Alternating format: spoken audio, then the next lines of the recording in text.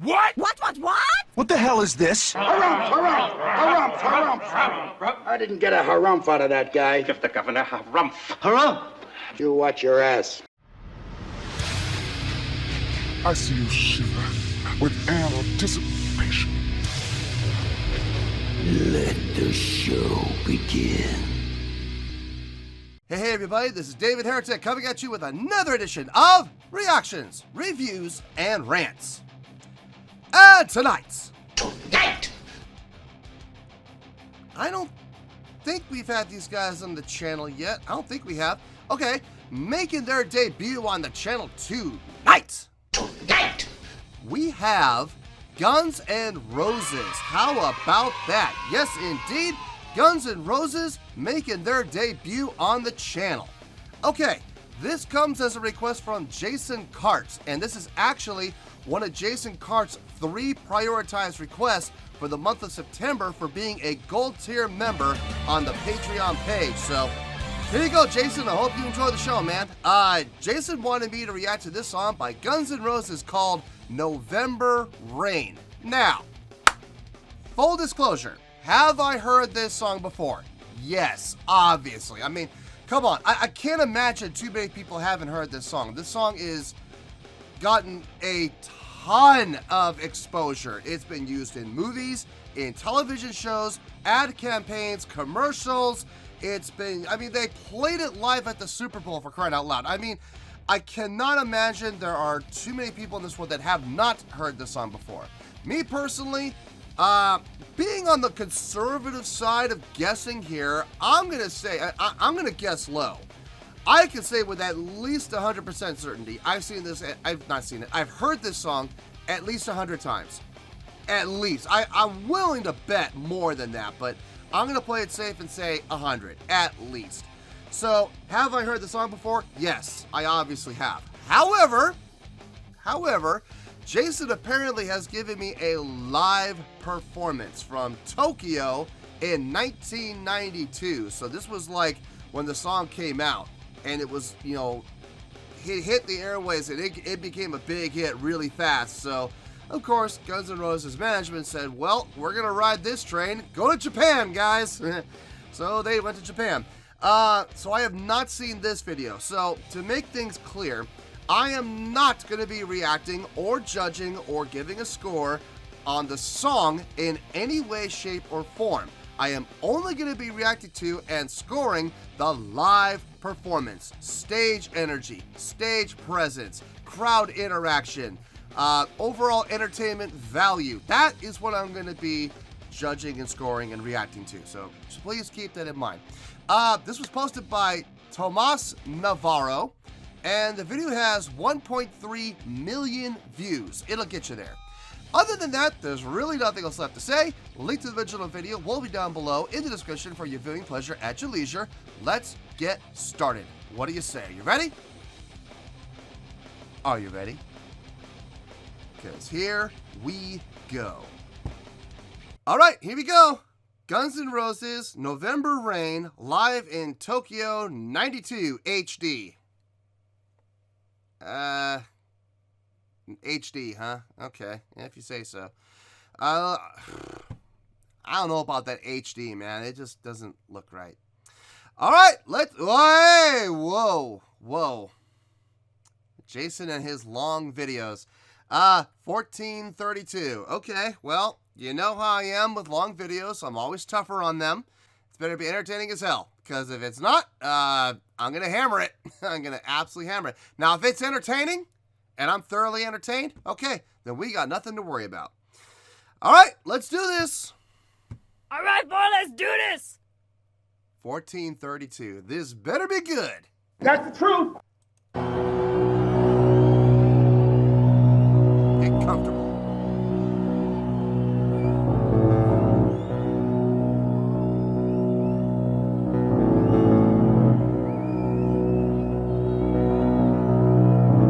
I can only imagine what's in that glass. It's Gatorade. Yeah, right. Okay.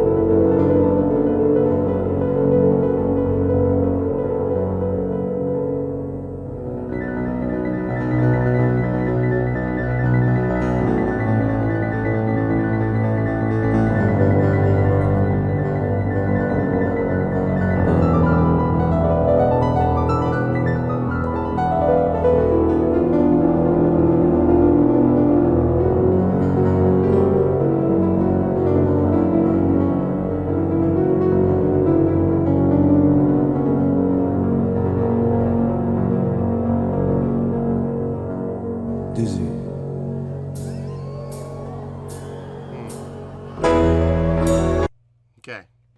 Let's pause there before the song actually kicks in. It was a good intro. If I'm being honest here, it was not bad.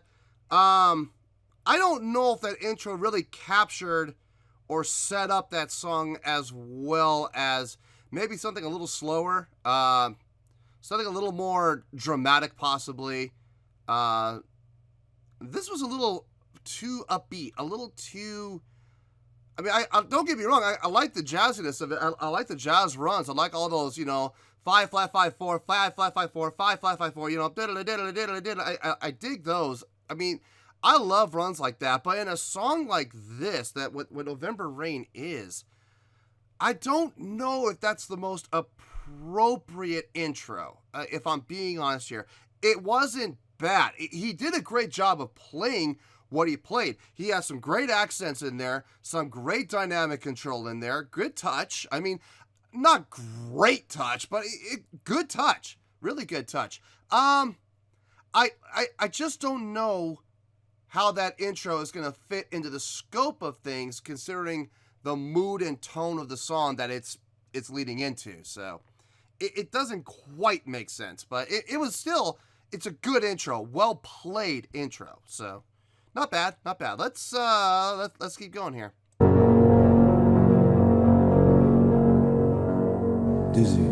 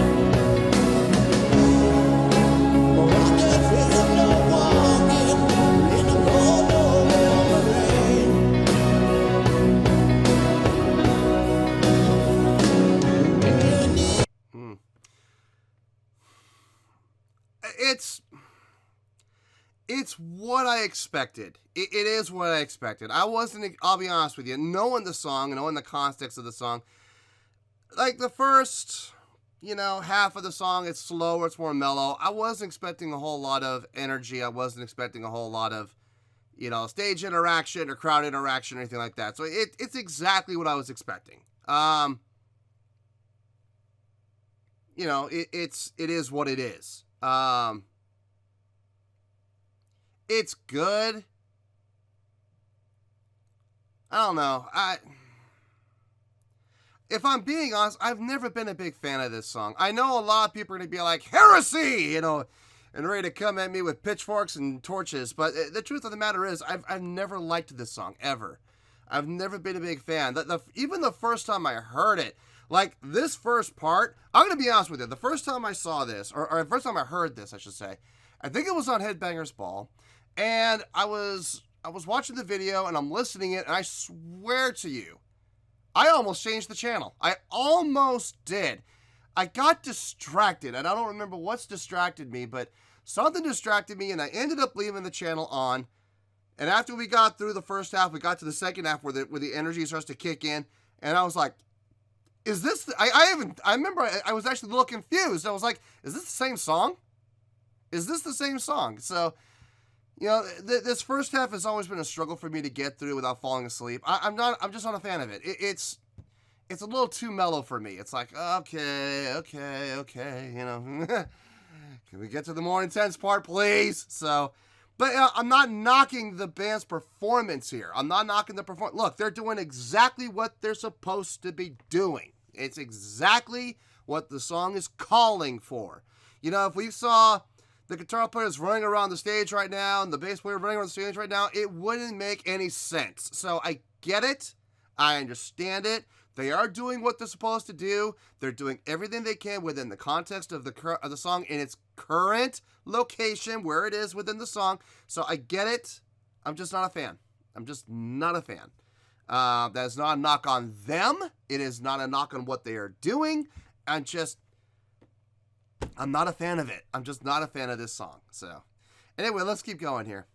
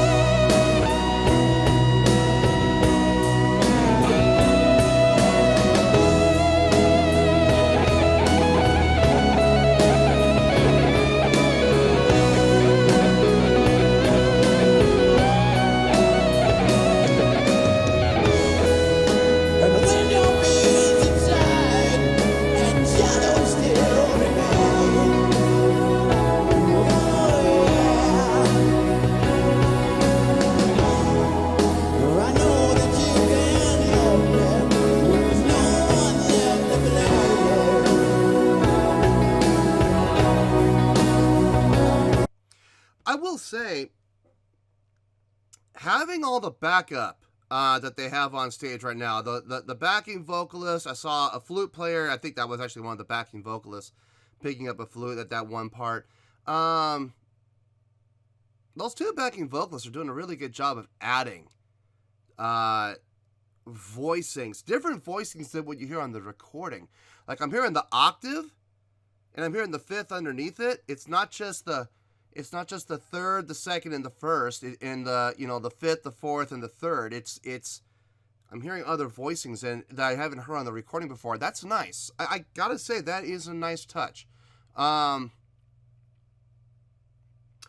vocalists, having extra vocalists, I've always been a fan of, and I've always been in favor of, as long as there's a purpose behind it and a reason. If you're just having extra voices in there just for the sake of adding extra voices without, contributing any different notes or any actual different layers, is just to reinforce what's already being done by the band.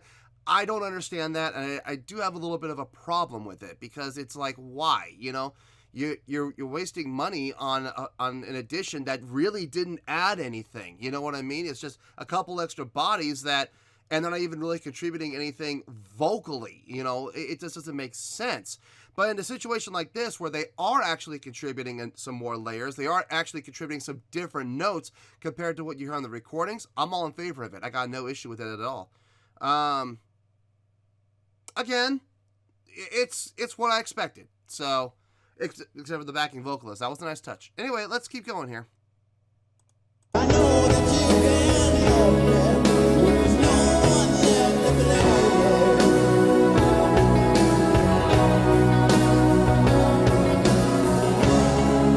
So never mind the darkness, we'll never find a way. Mother has forever,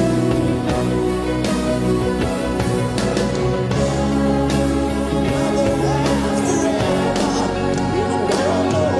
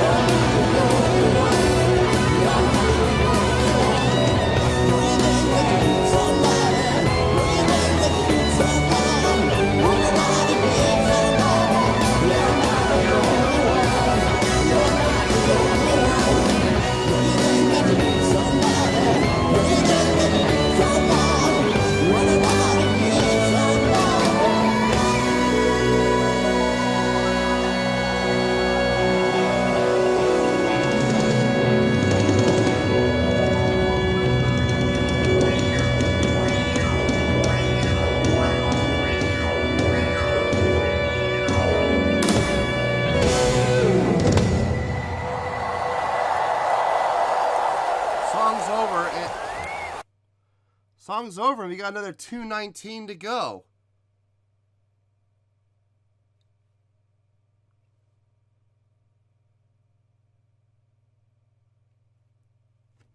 Okay, I'm confused. What's the last 2:19 for? I'm kind of curious. All right, I'll tell you what. I'll play it. If I think it's important, I'll leave it in. If not, then I'm going to cut it out and I'll see you in the review.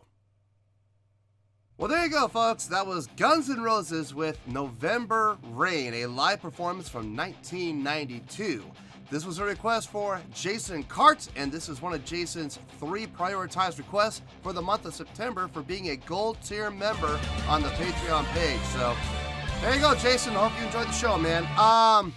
Okay. So, okay, before I give my score, I gotta mention 2 things. One, I was right. The last 2 minutes and 18 seconds, whatever it was, it wasn't worth it, so you didn't see it. It was just, honestly, folks, it was a bunch of credits, and you didn't miss a thing. So don't worry, I saved you all a little bit of time. Secondly, keep in mind, before I do give my score, I have heard this song before several times, many times, more times than I can count, at least safe number, at least 100. So I'm not judging the song, okay? I need everybody to understand this before I give the song, because a lot of people are probably going to question this score and thinking that I'm grading the song, and I'm not. I am not grading the song at all, okay? I am only grading the live performance. What I saw, stage energy, crowd interaction, stuff like that. How well they performed the song is going to be taken into account too. Overall entertainment value so for the song, but not the song itself, okay? Please get that in mind. Having said all that, on a scale of 1 to 10, I'm going to give that an 8.1. Yep, 8.1. I feel good about that score. Let me tell you why. Why? To be perfectly honest with you, I don't like this song. I made that, I think I made that pretty clear during the course of the reaction. I don't like this song. I've never been a fan of it. Even the first time I heard it, I wasn't even really a fan of it. I kind of like the second half a little bit. I like the solo work from Slash, but that's about it. Luckily, I'm not taking the song into account here at all. Okay, now let's talk about the performance. And a lot of people are wondering, how can I justify giving that performance an 8.1? A lot of people are going to be like, that performance doesn't deserve an 8.1 because it was boring to watch. Other people are gonna be like, that score doesn't deserve it. That performance doesn't deserve an 8.1 because it's one of the greatest performances I've ever seen, and so forth and so on. Here's my take on it. Okay, did they do a great job? Taking everything into account, yeah, they did. I don't like the song, and I hate to admit it, but they did a great job with what they had. Okay, let's look at this objectively here, okay? Let's look at the song. Is the song a high energy song? No, it's not. This is for me personally, I'm not, like I said, this is a little bit of a snooze fest for me. I'm not big on the song to begin with. Having said that though, what they did on stage, how they performed on stage, fit the context of the song. It would not make sense for the guitar players and the bass player to be running around the stage, trying to engage the crowd and interacting with each other and stuff like that. It wouldn't make sense. So they did exactly what they should have done, taking the context of the song into account. All right. Now let's talk about the performance of the song. That song they performed like to a T. I mean, it sounded exactly how it sounded on the album, as far as the meat and potatoes of the song. All the verses sounded exact, pre-choruses sounded exact, the choruses sounded exact, the breakdowns sounded exact. The only liberties that were taken were from Axl on the piano, between the intro, the 2 intros he did. And the second intro, I wouldn't even really call it that much of an intro. The intro into the accelerated part. It was just, more of an outro of the first part than it was an intro to the second part. He pretty much kicked into the second part right away. I did like that slide down the keys. That was nice.